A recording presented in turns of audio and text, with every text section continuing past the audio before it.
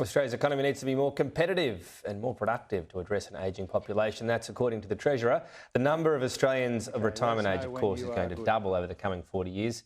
Pension spending, well, that will decline thanks to super balances growing quite quickly. Jim Chalmers is launching a review of Australia's competition laws, though, to boost the economy through a period of predicted slowing. If we are to make the most of the big trends and transitions in our economy into the future, whether it's digitalisation, the growth in services, the net zero transformation, at the same time as we deal with the cost of living pressures that people are facing in the economy, we give ourselves the best chance to prosper into the future. Increased markups and market concentration and falling small business startup rates have been singled out as areas of focus by the Assistant Competition Minister. All of this suggests the Australian economy may have become less dynamic. And that indeed may be a reason why, as Jim has just pointed out, the last decade was the lousiest decade of productivity growth that we've measured in the post-war era.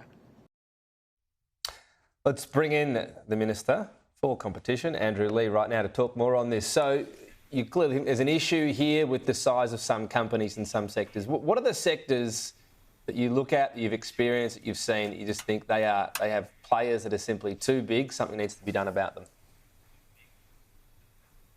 It's a great question, Tom. I mean, really, if you look right across the Australian economy, from banking to baby food to beer, you see too little choice and too few competitors.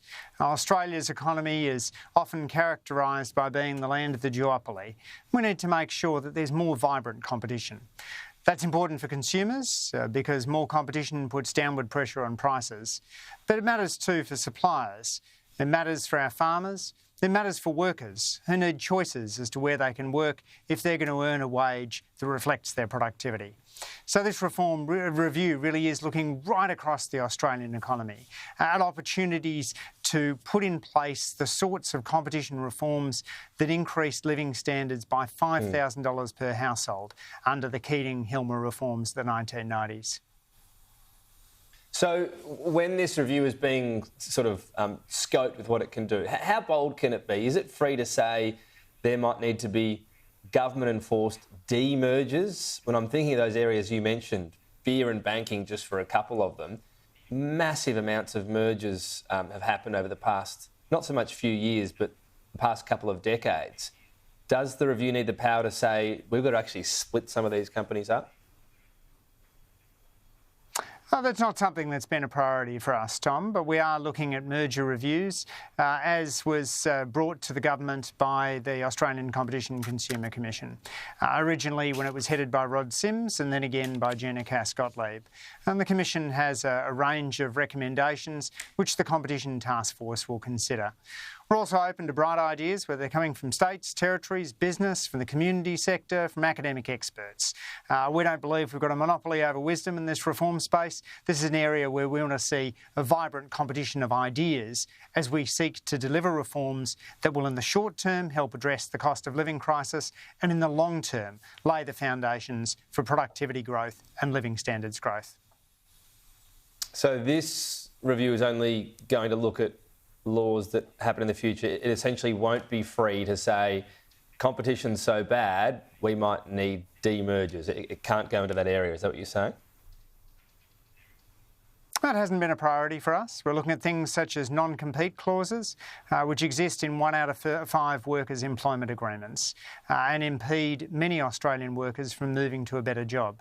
Not just tech workers, but early childhood workers and hairdressers have non-compete agreements in their employment arrangements, and that may be dampening wage growth.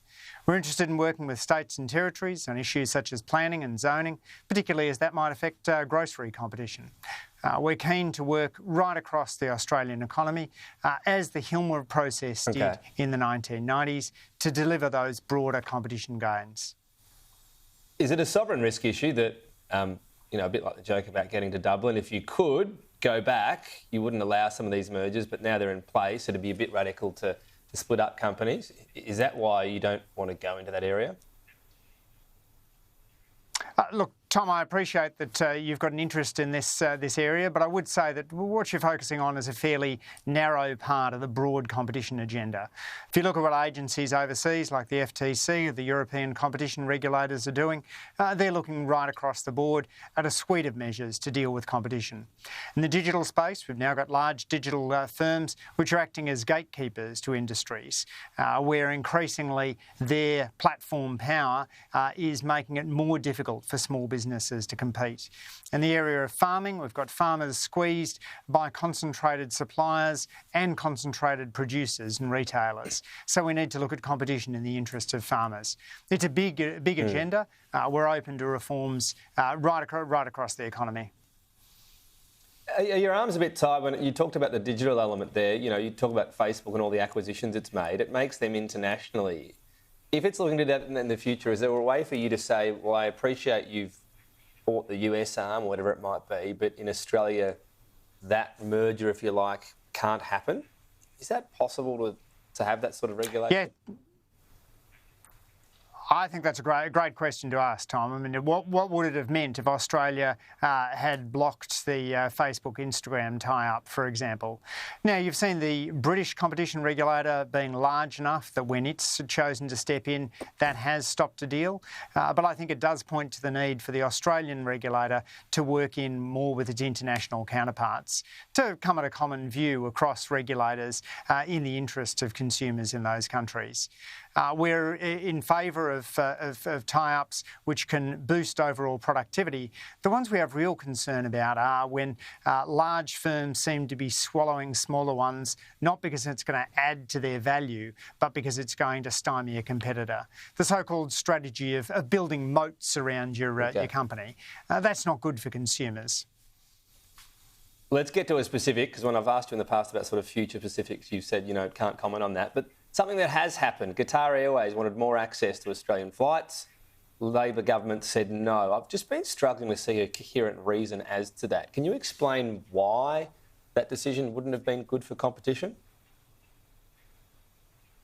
Well, the Aviation Minister, Catherine King, made this decision in the national interest. It's national interest grounds based on a whole range of concerns. Look, I know people are focused on Qatar, but it is important to recognise there's been an increase in the number of flights coming through from Emirates, Qantas, Cathay, that there's potential applications in the pipelines from Vietnam Airlines. China and China Southern are on track to increase flights. We are aware of the importance of aviation competition, and that's a key issue to be explored in the forthcoming Aviation Green Paper.